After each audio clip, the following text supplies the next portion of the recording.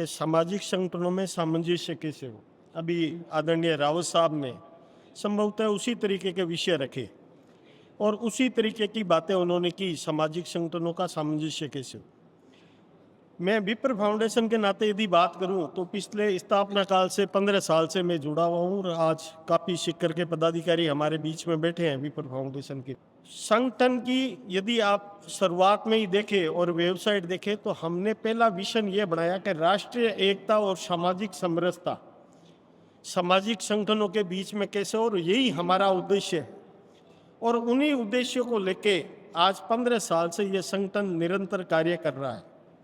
और मैं नरूका साहब विशेषकर आपको अभी बता देता हूँ कि अभी हम लोगों का नेपाल में कार्यक्रम था और इस पे की पहली विप्र फाउंडेशन के अंतर्गत 20 विंग कार्य कर रही है। और जैसे राव साहब ने बताया कि हम किस तरीके से समाज को संगठन को आगे बढ़ाना चाहिए, उसी कड़ी में मैं यदि आपको बताऊं तो विप्र चैम्बर्स एंड कॉमर्स भी है, विप्रम भी है।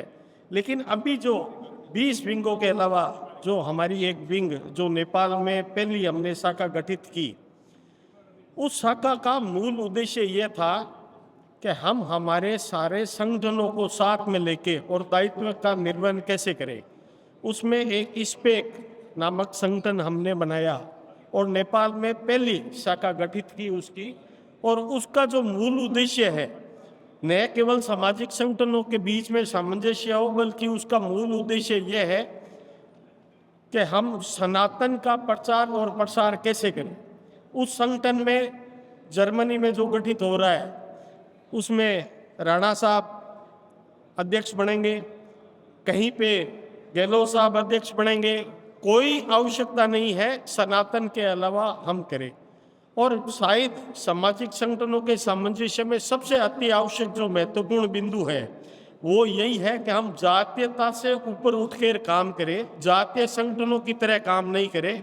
और मैं आप सब लोगों के बीच में ये विश्वास दिला रहा हूँ कि पिछले 15 सालों से विप्र फाउंडेशन से जो कार्य किया वो केवल और केवल सनातन का प्रचार कैसे हो, सनातन की दौड़ कैसे दौड़ी जाए और ये आपस में जातीयता कैसे खत्म हो। और 15 साल पहले जो हमने अपने उद्देश्य बनाए वही आज उद्देश्य निरंतर रूप से कार्य कर रहे हैं।